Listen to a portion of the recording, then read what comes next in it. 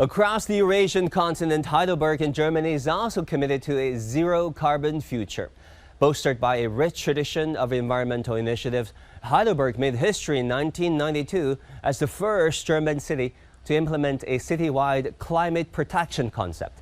Today, we're honored to have Dr. Eckart Würzner, the mayor of Heidelberg, to join us in this great conversation. He will share his insights into the city's innovative approaches and their profound impacts on fostering a greener and more vibrant community.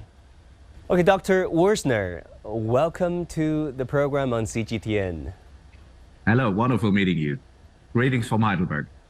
Let's talk about your wonderful city, Heidelberg, Germany. It has so many titles under its belt. Can you tell us about this green transition, which is multifaceted, of course? And let me ask you, first of all, about this passive housing project, which is one of the largest in the world. What is a passive housing, and how did Heidelberg build it? Yeah, you have to know that Heidelberg is a wonderful, as you can see, a wonderful historic university town. Our biggest treasure is knowledge. And if you have the knowledge, for example, to build super efficient buildings like passive houses, which needed about 1.5 liter per square meter and year oil instead of 15 or 20, it shows the gap between the technical potential, and that's what normally a regular building standard is. And what we wanted to achieve in Heidelberg is use the knowledge, create a better perspective for your citizens, create a better life for your citizens, and this will also cause the global, in a global dimension, the global change question, because if you are acting on the local level, you can show best practice example, and that's exactly what the citizens wanted to see from us. You have been mayor of Heidelberg for nearly 2 decades. I still want to get your sense on how you pulled it off in terms of building this passive housing project, which is the largest in the world. To many average viewers who might not be terribly familiar with what a passive housing is, can you tell us how did you guys build it? The big discussion we had was you have a technical solution, but the national standard is much too weak. And what we have done was we owned the whole area which we wanted to develop. So we're becoming one of the biggest landlords in our region.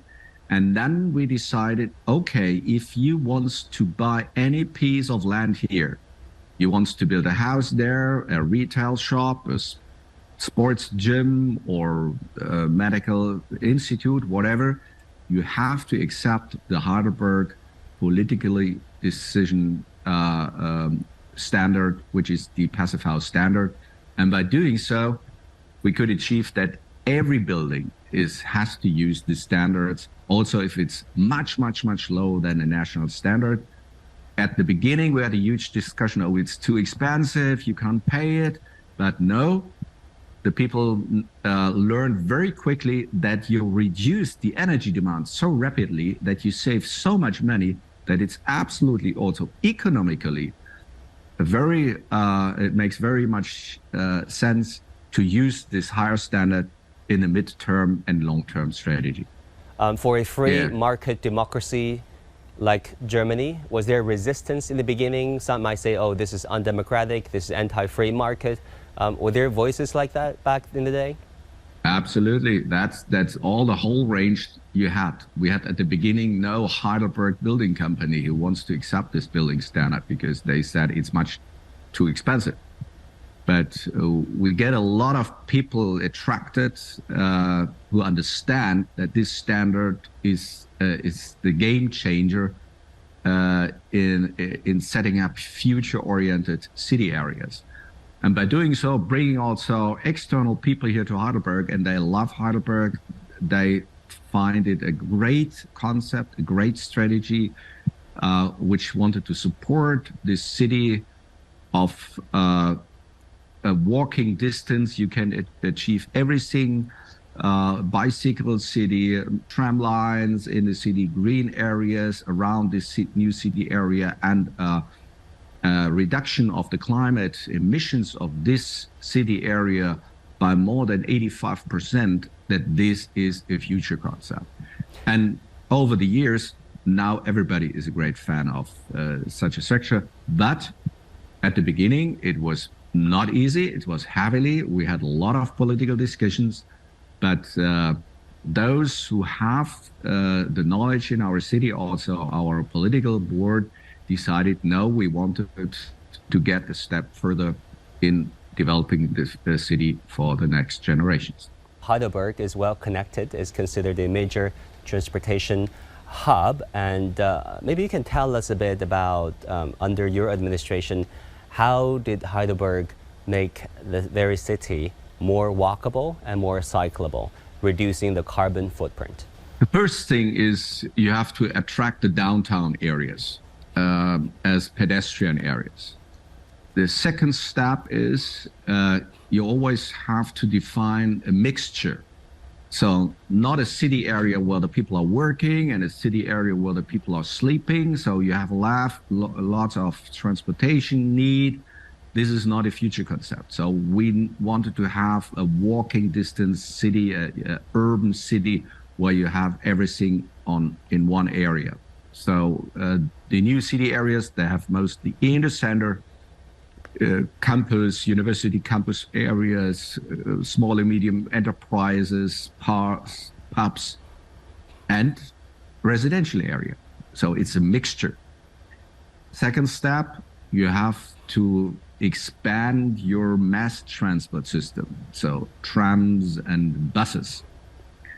And on the other hand, if you do so, you also have to take into account that bicycle driving is the cheapest, environmental friendliest way of also not only short distance, which was in the past the situation, also in the medium distances. Because by using more and more electric bikes, it becomes really a bigger movement also for medium and long-term distances, so that you can commute over 5-10 kilometer to downtown area or 3-4 kilometer very easily by using bikes and by expanding the bike lanes, so also bike highway lanes to the downtown area. We achieved that in Heidelberg, about 80% of the citizens are not using cars anymore. On the larger question of the role of government, Mayor Dr. Würzner, I want to ask you about this fine line between, a policy and unleashing the full potential of the free market. What are you doing on one hand in implementing all the standards and regulations, and on the other hand, trying to perhaps harness the energy of the free market, engaging with NGOs and enterprises? I think you won't achieve your goals if you're not integrating the enterprises. I'm a great friend of open doors. In many or in mostly every part, you have a wonderful technical solution, which it's a game changer. But the technical solution is not implemented because at the beginning, it's mostly a little bit more expensive or it's a little bit more unknown technique. So craft and trade chambers are not so convinced with this technology. They have to be trained. They have to be, work together with these new technical solutions. That's what we're doing. So we have huge, not only awareness campaigns, we have also advice teams outside who practice, who train together with the enterprises, the new product lines and in the new tools. And by doing so, you can change a lot.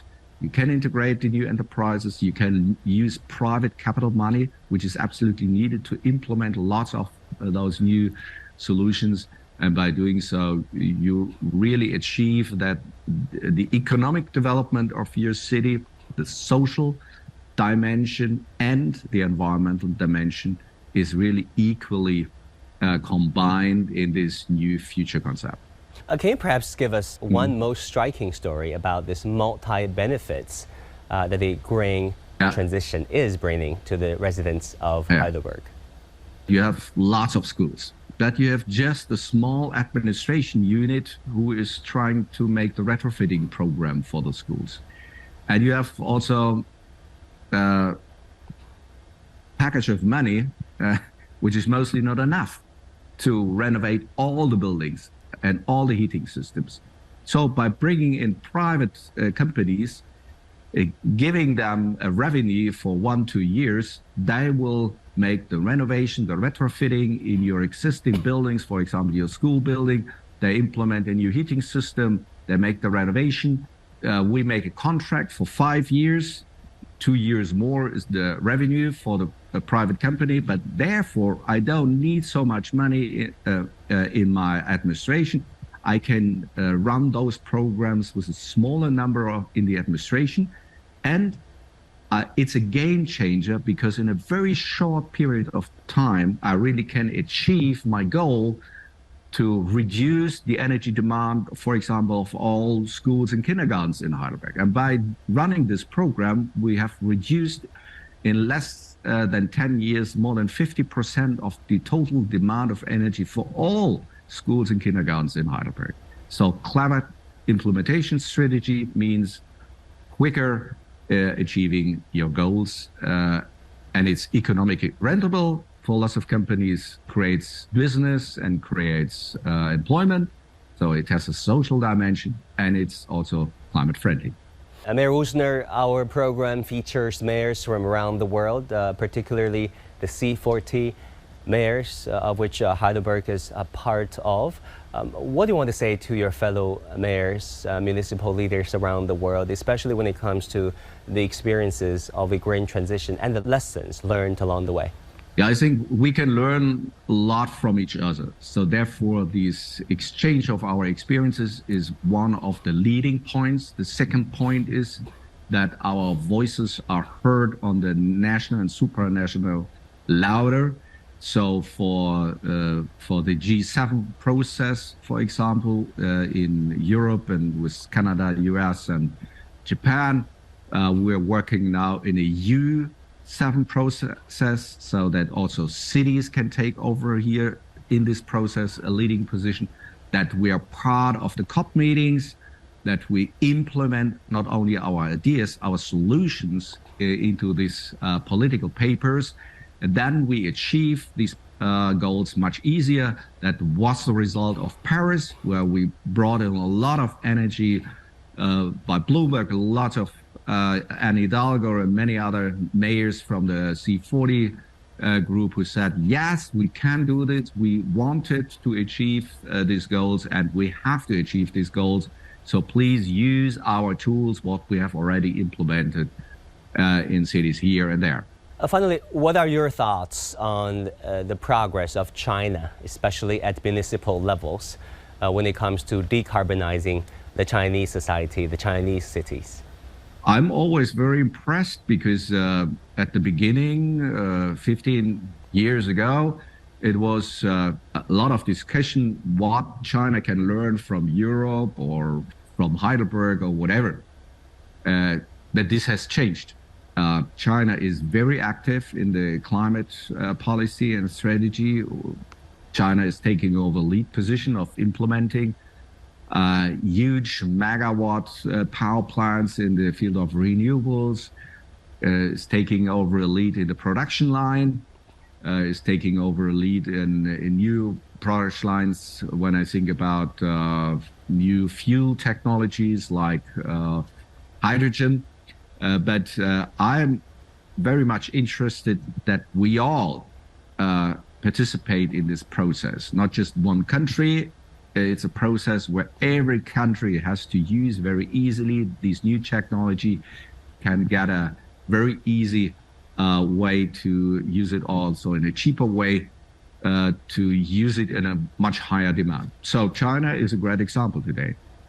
Dr. Würzner, Mayor of Heidelberg, Germany, thank you so much for being on our show. Thank you for your time. Thank you. That will do it for this special program. Thank you so much for tuning in. I'm Wang Guan, and I'll see you again soon.